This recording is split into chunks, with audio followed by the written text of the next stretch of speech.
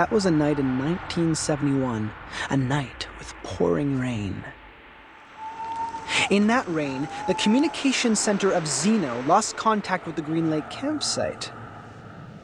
But wasn't it a story? I am kind of attracted indeed.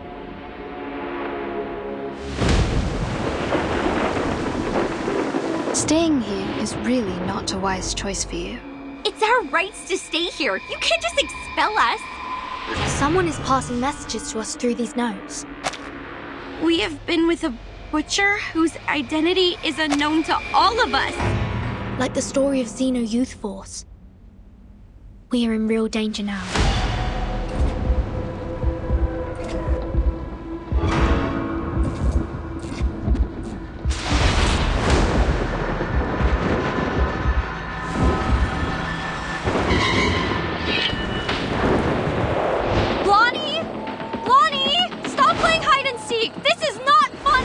The critters are multiplying. Things are getting worse.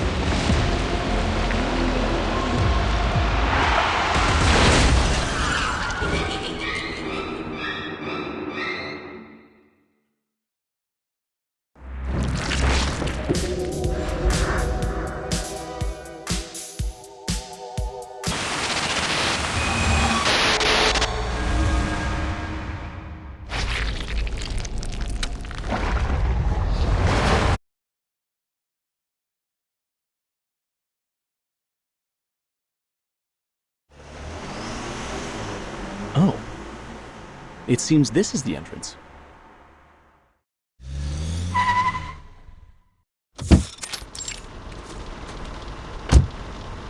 Green Lake campsite.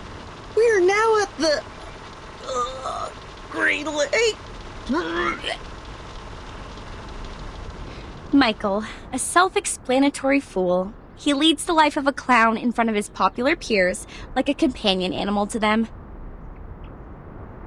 He has turned himself into one of those chattering, gong-holding monkeys, clowning around with a head filled with junk food, alcohol, and psychedelic potions. Green Lake campsite. I hope we can find a clean and vast lake here to swim, with or without a swimsuit.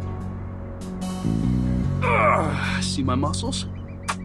The young ladies will all crazily scream for these puppies. Ho, ho, ho! Ugh. Freddie, an athlete, captain of the school's rugby team, an ostentatious, self-centered, and annoying narcissist.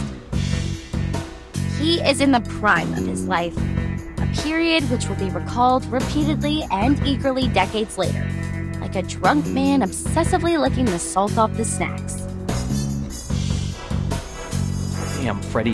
For 1 second in your life, could you please stop thinking about taking your pants off? Jason, the young scholar. He is the teacher's favorite student. Straight A's, clever, reliable, and logical. He pays more respect to girls than most of the idiotic men do. His interest is reading those encyclopedias or looking into some strange science stuff. You can wipe your face with this, Michael. We will get to the camp soon.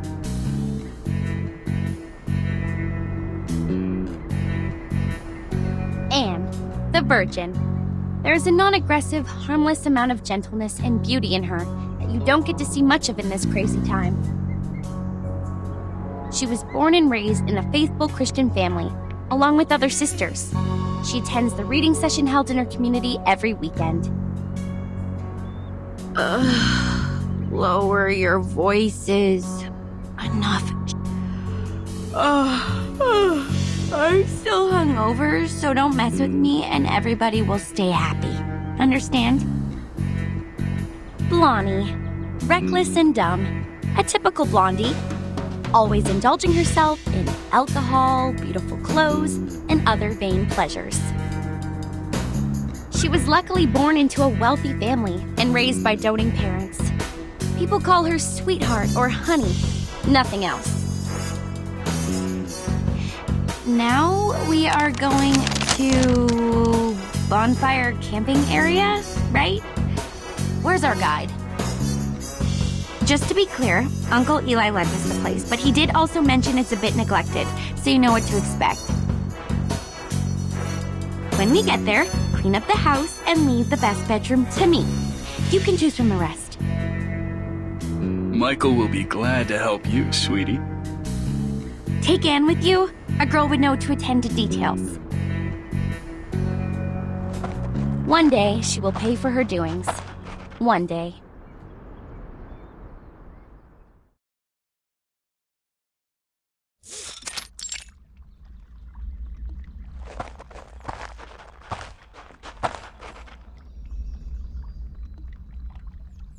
They were all dead. Their heads were hung at the treetop. It wasn't until a week later were they found by other campers. Murderer? No, there was no murderer. At least nobody has ever seen one. Some said it was done by a person who has long lost his humanity, that he was possessed by some demonic spirits and therefore immortal. Michael, you fool! Stop telling such a dumb story. Come maintain the bonfire, idiot. Oh, but I haven't finished the story. No, I mean, all right, on my way. Hey, do you guys smell anything? Something quite gross, like, putrid? Oh, fuck! Holy... Oh gosh, I just saw it! It's viscera?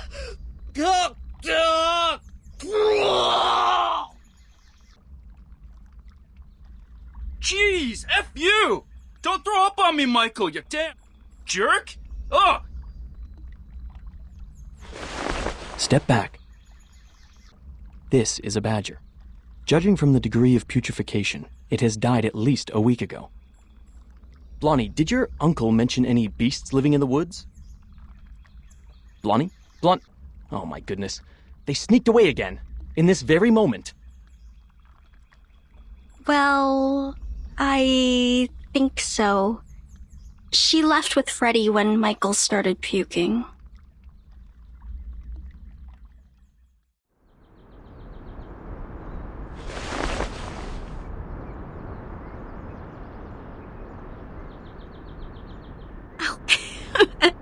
You're naughty. Stop that.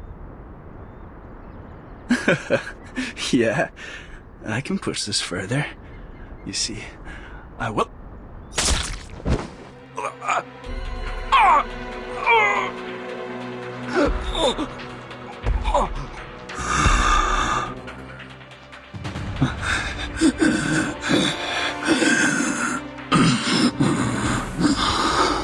Help! Help! Help!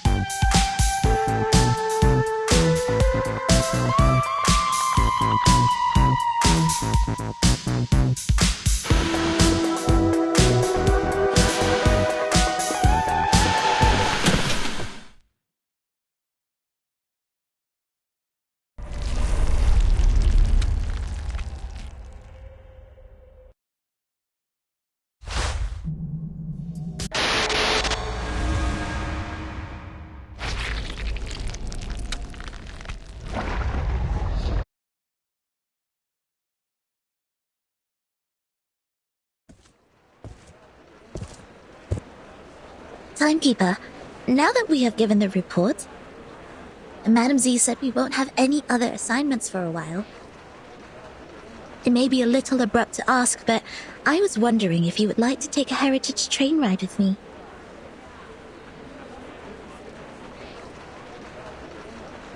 Please, trust me, this journey will be the best ever. Let's start off immediately and come back furtively, so nobody will know. No, thank you. I'm not interested. Okay, fine. Oh, wait, Angie, do you want to travel? Let's start off immediately and come back furtively so nobody will know. I'm flattered you asked, but I'm leaving for assignment soon, so I'm not gonna make it. Really? That's a sad coincidence. I heard that you've worked so hard and have saved up so many unused leaves. You also have 2 days of outing permission.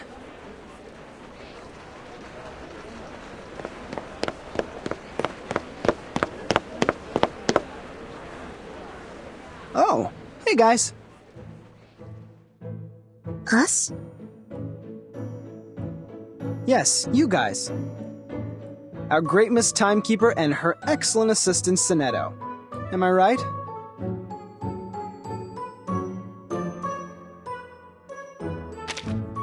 Then there might be 2 explanations. 1, I got the wrong person. 2, this is your sense of humor. Such a puzzle. Deducting by the logic, we might be drowning in the latter one. You just made a joke. I don't find it funny, but considering I have an odd sense of humor, I can politely laugh at your joke. Like this. Ha ha ha ha ha ha. This is super awkward. Don't worry, Timekeeper. Although his manner is debatable, he's not a bad person. He was the one who received the Outstanding Contribution Award in the latest annual appraisal. Allow me to introduce... But no, wait! Don't use that name. Here with Timekeeper, just call me Horopedia, which I prefer. Okay, Mr. Horopedia. I've never heard of this nickname of yours. It's a long story. I can share with you at another time. Now, let's get down to business. Have you guys heard of the myth of the Green Lake campsite?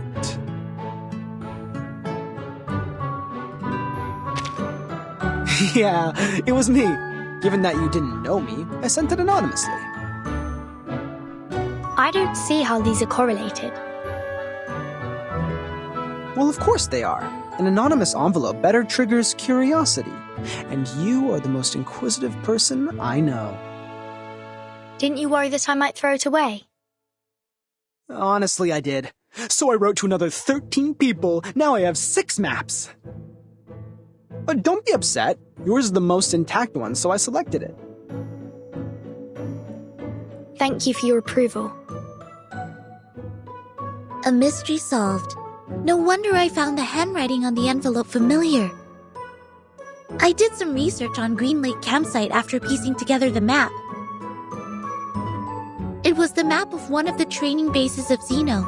They used to train their youth force there in the early 60s and deserted that base in the early 70s. It had been underused even before it was abandoned. It was more of a Boy Scout camping site than a military training base. Exactly, Miss Sonetto. But this is the outdated version of the story now. This is not your fault. You haven't been in the headquarters for a long time, so you must have missed out on some first-hand information. Now, about the Green Lake campsite, we have some updates.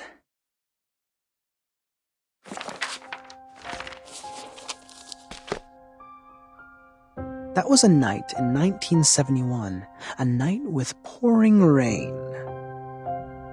Heavily and hastily, sheets of rain formed a barrier, isolating the woods from the outside world. In that rain, the communication center of Xeno lost contact with the Green Lake campsite. Was it normal rain? It was. Drops of water with dust falling from above. It didn't cause any illusions or unusual symptoms, but took away all the youth force stationed at the campsite.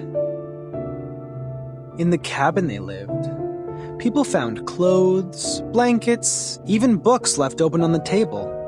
What does not move or breathe stayed there as usual, but their owners, those living youngsters, disappeared from the woods like drops of dew under the sun.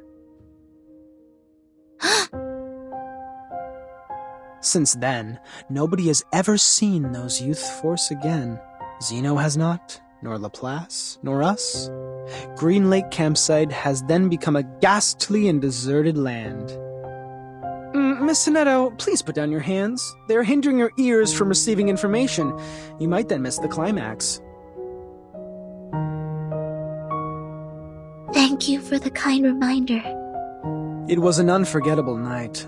3 months later, all the missing members of the youth force came back to Zeno.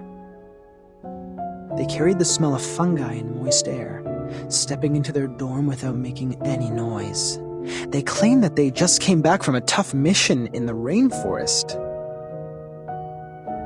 No one knew what the mission was. No one knew which rainforest they referred to. The personality of all those kids have changed.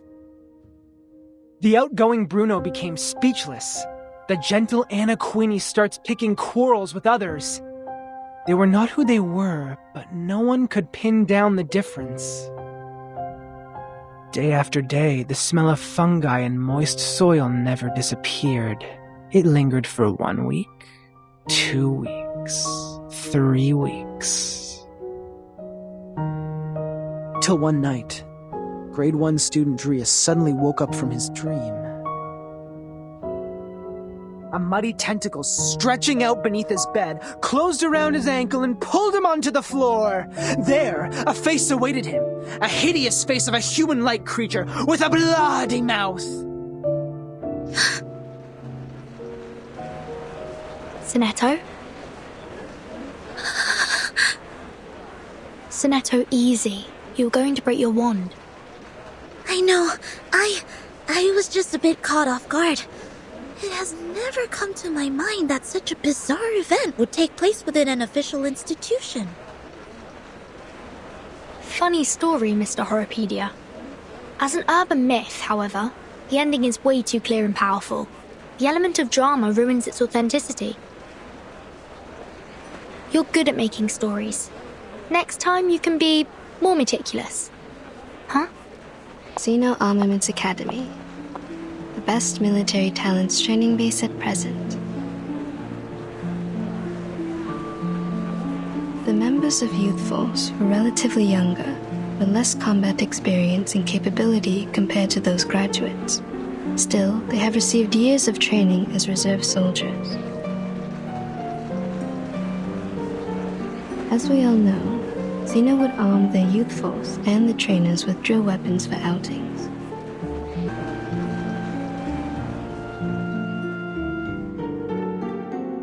It was nearly impossible to wipe out a youth force in the territory of Zeno without being noticed by the Academy. I see. So it's not true, just a made-up story. Miss Tooth Fairy, did you come back from the trip? I've rerouted my journey to a new destination. My companion suggested us to meet at the Foundation first, so I came back earlier. Anything wrong with the original destination? It's fine and safe, but now I have a better place to go. It's a place of myths and danger. There once lived many adolescents.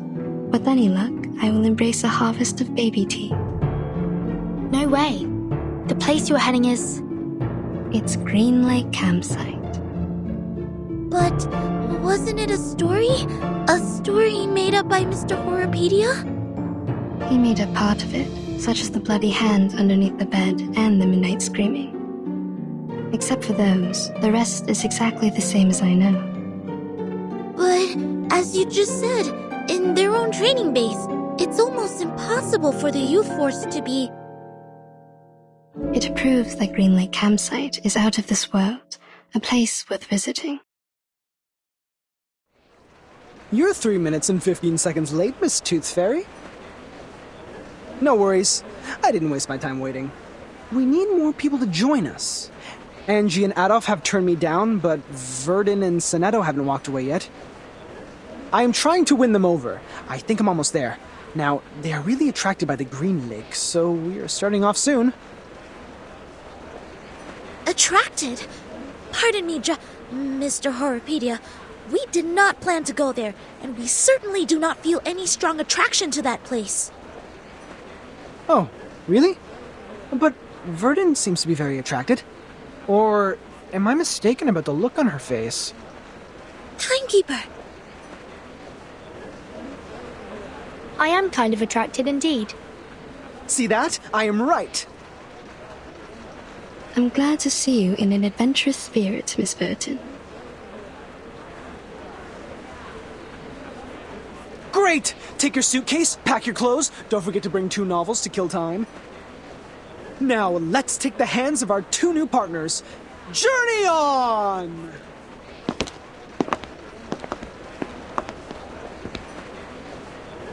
Please,